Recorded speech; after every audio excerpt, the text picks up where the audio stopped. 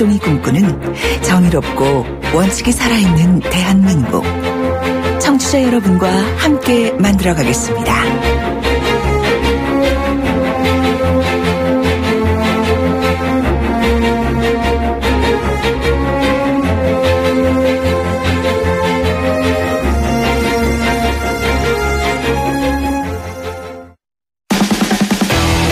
돌려보고 비틀어보는 오늘의 이슈. 이종훈의 뉴스 측면 승부. 네, 오늘 이슈 한 가지 돌려보고 비틀어봅니다. 뉴스를 곱게 한번은 시사계의 진돗개 이종훈 박사 오셨습니다. 안녕하십니까? 네, 안녕하십니까? 자, 이제 오늘 이슈는 또 뭔지 궁금합니다. 뭡니까? 네, 업무 지시 3호. 약간 북한 냄새 나는데. 아, 특수지령 같은. 네, 그런 네. 느낌이 확.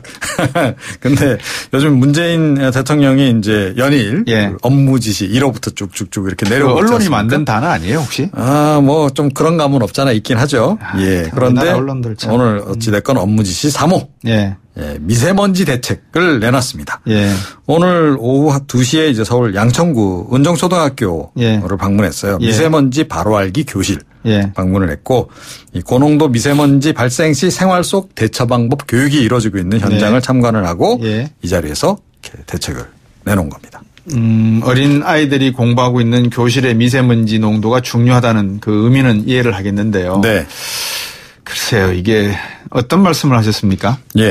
우선 30년 이상 된 석탄 화력발전소 8곳. 6월 한 달간 일시적으로 가동을 중단시키겠다. 이거는 중국의 북경에서 무슨 행사할 때마다 중단하라는 거하고 비슷한 것 같고요. 그다음에 이제 내년부터 상대적으로 전력 수요가 적은 3월부터 6월 사이 4개월간은 이제 가동을 중단시키도록 그렇겠죠. 하겠다. 그리고 이제 노후 석탄 발전소의 발전 비중이 지금 현재 한 10.6% 정도 된다고요. 얼마 안 되네요.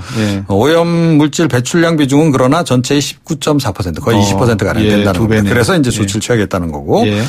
그리고 이제 미세먼지 대책기구를 정부 내에 설치하라 이렇게 지시했습니다. 일종의 태스크포스 만들어라. 미세먼지 대책기구 설치하고 인사 관련돼서 실업률 관련된 또 대책기구 설치하고 설치가 많겠네요. 대선 당시 공약 사항인 건 맞죠? 네, 그렇습니다. 이제 후보 시절에 봄철 석탄 화력발전소 일시 셧다운. 그러니까 이번에 이제 취한 조치입니다.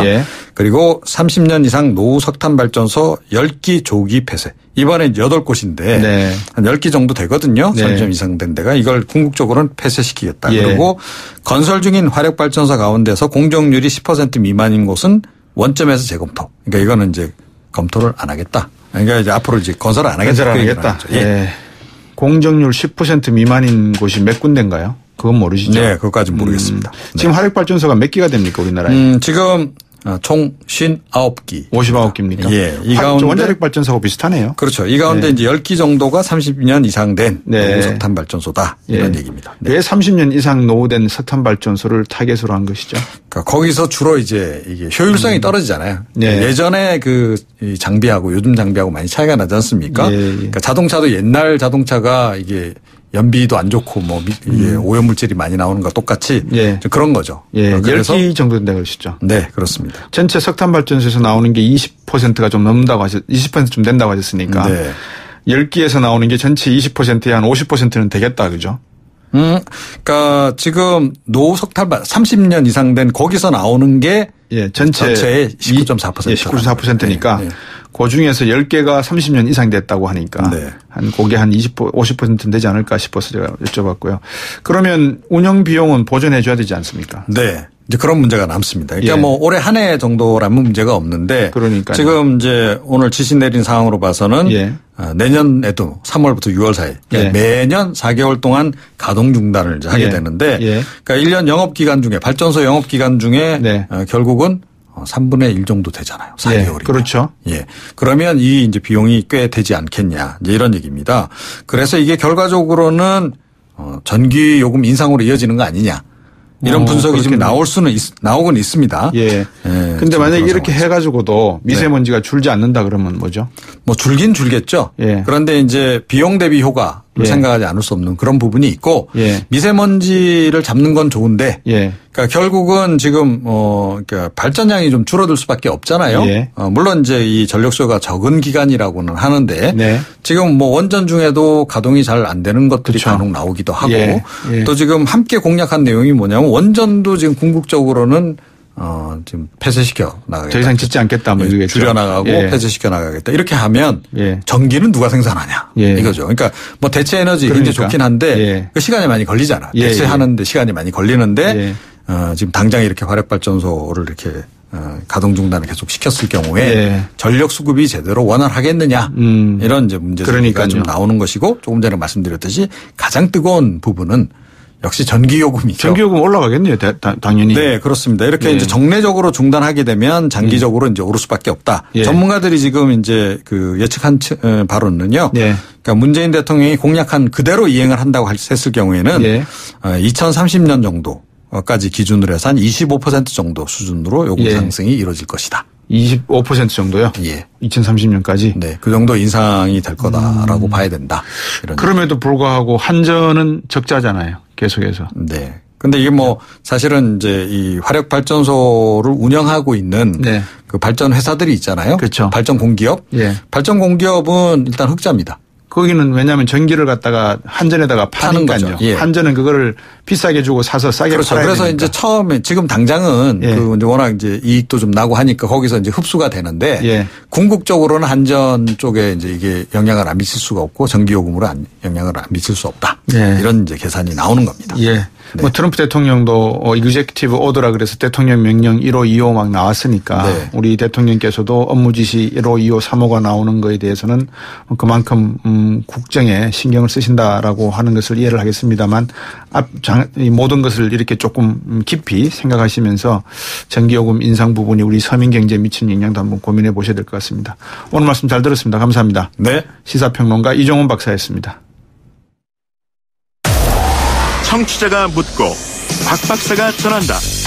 방송을 들으시면서 궁금하신 사항은 문자 메시지로 보내주세요.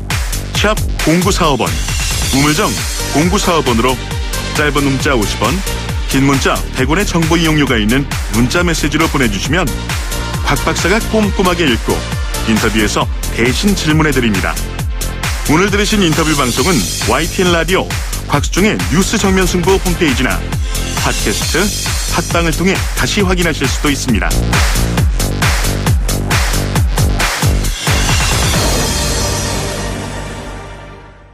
네, 정면 인터뷰 두 번째 인터뷰 시간입니다. 두 번째 인터뷰는 오늘 문재인 대통령이 세월호 참사로 숨진 단원고 기간제 교사죠. 김초원 선생님과 이지혜 선생님의 순직을 인정하라 지시했다는데요.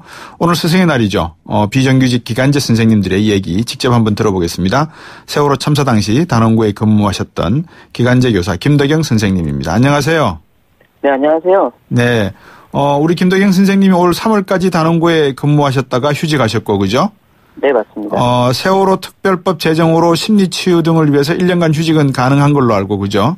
네, 맞습니다. 그리고 세월호 당시에 장애 아동 학급의 담당으로 다음날 비행기 타고 이동할 계획이었는데 참사가 나는 바람에 숨진 학생들 수습하고, 그러는데 상당히 많은 시간을 보내셨네요.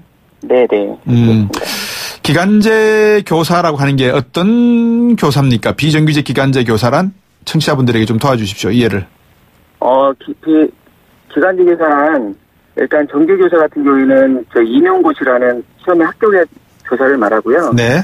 기간제 교사는 임용고사를 보기 전에 아직 임용고사를 합격하지 않고 이제 그 교육청에서 필요 교원을 발령을 내야 되는데 내지 않고 그 비어있는 정규직 자리를 대신 들어가서 이제 학생들을 가르치는 교사를 말하죠. 그건 또 교생 선생님하고는 틀리는 거다, 그죠? 네, 틀립니다. 네. 그러니까는 임용고시를 보기 전에 공부를 하고 계시는 동안에 교육청에서 필요한 인원이 발생했을 때에 잠시 가서 그 공간을 메워달라고 할 때 들어가시는 선생님들을 말한다. 이렇게 이해하면 되겠습니까? 네, 맞습니다. 예. 오늘 교사들의 순직 인정 처리가 되면서 우리 김초원 선생님도 생각나시고 그 당시에 이재 선생님도 생각나시고 좀 감회가 새롭겠습니다. 네, 맞습니다. 어떻습니까? 이게 좀 왜 일찍 인정되지 않았는가요? 일단은 어떤 이유에서인지 모르겠는데 네. 국가인권위원회나 네. 국회 법제처 등에서는 현행 법으로 이제 이거 다 인정이 가능하다고 이렇게 얘기하고 있었는데 네. 인사혁신처에서만 네. 상시 공무원이 아니다는 이유만으로 이제 계속 거부를 했던 거죠. 예. 순직 인정을. 예. 그러니까 상시 고용인이 아니다라는 말은 비정규직이었다 이 말씀인 거죠. 임시직이었다, 그죠? 네, 맞습니다. 그러면 그동안에 이런 사례가 없었던가요? 네, 이 세월호 같은 사건 꼭. 네. 그다음에 이런 선생님에 한해서는 이런 일은 없었던 걸로 알고 있습니다. 예. 자, 그러면 기간제 교사들의 순직 인정 처리가 되면 어떤 내용들이 바뀌게 됩니까? 일단은 김초원 이재명 순직 처리가 되면. 네. 일단 이걸 발판으로 해서 그동안 기간제 교사들이 이제 차별받거나. 예. 이제 똑같은 교사로서 임용 시기에는 똑같은 교사로서 활동을 했는데. 예. 그런 거를 이제는 기간제 교사라는 이유만으로 차별받는 그런 정부의 정책이라든지 네. 이런 것들이 조금 변화될 수 있는 그런 수준이 됐다고 생각합니다. 예. 그러면 지금 그 고인이 되신 김초원 선생님하고 이지혜 선생님의 네. 어떤 대우나 처우에 대해서는 어떤 변화가 있는 거죠? 순직 처리가 되면? 이제는 뭐 별다른 차이는 별로 없습니다. 그래서 지금 보면 산재에서 이제 보험금이 나오고 있는 뭐 금액적인 건 그렇지만 예. 순직이라고 하는 것은 이 선생님이 끝까지 마지막까지 학생들을 데리고 예. 교사로서 소임을 다했다고 하는 예. 그런 의미만 더 추가되는 것뿐입니다. 그렇군요. 네. 그러면 이게 지금 이제 대통령이 그렇게 업무 지시를 했기 때문에 네. 구체적인 행정 절차를 거쳐서 순직 인정을 해야 되지 않겠습니까? 네. 별도의 법 개정이 필요한 부분이 있습니까? 그렇지 않습니다. 국가인권위원회하고 아까 말씀드린 것처럼 예. 국회 법제처에서도 현행법으로도 충분히 인정이 가능하다고 하는데 예. 인사혁신처에서만 이제 인정을 안 해주는 거기 때문에 그 상시 공무원이라는 그 해석만 다르게 한다 그러면 네. 인정만 해주면 100% 뭐 법을 고치지 않고도 지금 현행법으로도 가능합니다. 네. 앞서서 그 평교사하고 기간제 교사 간의 차별이 있다라는 말씀을 하셨는데 제가 좀 냉정하게 한번 말씀을 네. 여쭤볼게요. 일단 임용고시가 아직은 보기 전이지 않습니까? 네. 어쨌든 임용고시를 보실 준비를 하고 계시는 동안에 교육청에서 TO가 네. 나서 자리가 나서 네. 임시적으로 가서 근무를 해 주실 수 있겠냐라고 해서 임용이 되신 건데 그러면 네. 엄밀하게 법적으로 해석을 하면 기간제 교사의 네. 직위를 갖고 있는 거 아니겠습니까? 네. 그러면 하는 일은 당연히 네. 정규직 평교사와 달라야 되고 네. 또 그만큼 의무와 책임도 조금 구별이 있어야 되는데 그동안엔 그런 구별이 없었던 모양이죠? 네, 그런 건 없고요. 일반 정교사하고 똑같이 근무를 하게 돼요. 주 5일 8시간 근무 똑같이 하고. 네. 그다음에 담임도 맡고. 아, 담임도 맡아요? 네, 이번에 김초원 이재 선생님 같은 경우가 담임을 맡은 거잖아요. 그렇죠. 그렇게 되니까 모든 이 업무적이나 이런 것들은 전부 똑같이 적용을 하면서 이런 문제가 발생했을 때는 이제 차별적인 걸 기간제 교사와 정교사가 예. 나누는 거죠. 그러면 교육청이나 정부에서도 별 할 말이 없을 것 같아요. 왜냐 그러면 네. 또 담임까지 맡길 정도로 기간제 교사들을 활용을 하셔놓고 순직 처리는 안 된다라는 것은 이거는 조금 상식적이지 않은 것 같아요. 그죠?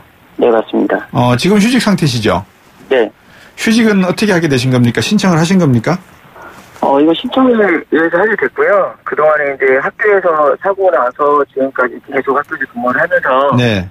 이제 모든 선생님들이나 이제 전부 다른 학교로 발령이 나고 휴직도 들어가다 보면 이 학생들의 업무 처리라든지 이렇게 할 수 있는 사람이 없을 거라 생각을 해서. 네. 그동안에 사고부터 지금까지 쭉 근무를 했었는데 이제 올해부터는 이제 저도 조금 치유의 시간을 좀 가져갔고. 네. 그다음에 순직 인정 그 부분에서 더 적극적으로 좀 활동을 해보고 싶어서 예. 휴직을 신청하게 됐습니다. 그러면 1년 지나시고 나면 다시 복직하시는 건가요? 다른 고등학교로?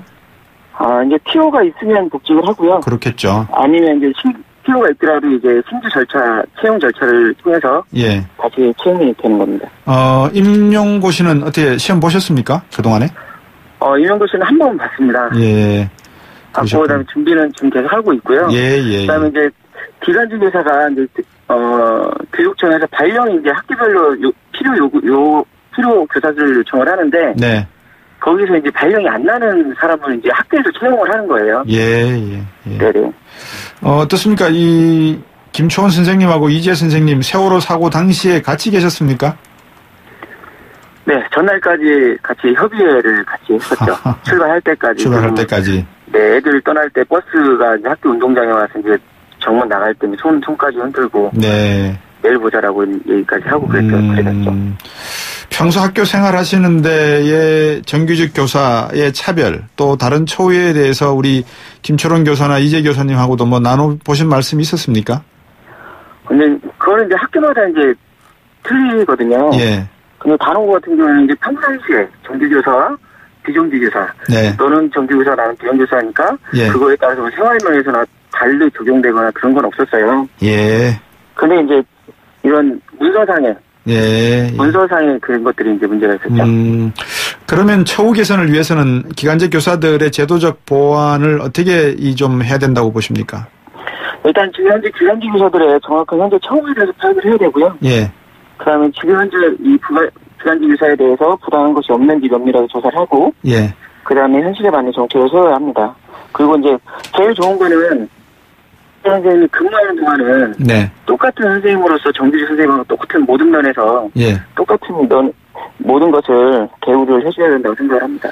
지금 이 부분이 상당히 중요하고 민감한 것이 왜냐 그러면 네. 우리 사회가 지금 일자리 창출이 상당히 어렵지 않습니까? 네. 그러다 보니까 박근혜 정부 이전부터라도 시간제 근무라든지 기간제 파견 근무라든지 여러 형태의 정규직 근로자보다는 비정규직 네. 근로자 형태들이 늘어나고 있는 상황입니다.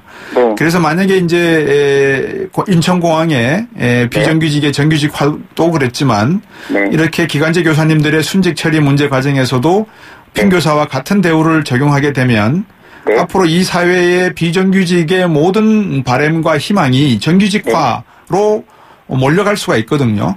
그런 부분에 대한 조심스러운 견해도 없지 않아 있지 않을까요? 어떻게 보십니까? 네, 그런 것도 있긴 한데요. 예. 일단은 교사라고 하는 특정 집단이 아니고 네. 일단은 필요에 의해서 사람이 뽑고 필요에 의해서 필요한 자리에 사람이 필요하다면 네. 그거에 맞는 대응을 해줘야 된다고 생각을 합니다. 알겠습니다. 자, 이제 선체도 인양되고 유해 수습 속도도 내고 있는데 앞으로 바라는 점 있으면 간단히 말씀해 주십시오. 일단 제일 먼저 바라는 거는 지금 아직도 가족통으로 들어오지 않고 있는 미수습자들이 빨리 가족통에 들어가는 것이고요. 네. 또 하나 이제 순직이 빨리 인정됐으면 좋겠고. 네. 그다음에 이제 지금 아직 순직이 정확하게 완전히 이루어진 게 아니기 때문에. 네. 순직이 될 때까지 계속적으로 모든 분들이 관심을 가지고 지켜봐주시면 좋겠습니다. 예, 오늘 말씀 잘 들었습니다. 빨리 치유가 되시고 또 새로운 학생들을 가리키면서 새로운 기쁨과 희망을 주시기 바라겠습니다. 고맙습니다. 네, 감사합니다. 김덕영 선생님이었습니다. 7시 뉴스 듣고 3부로 돌아오겠습니다.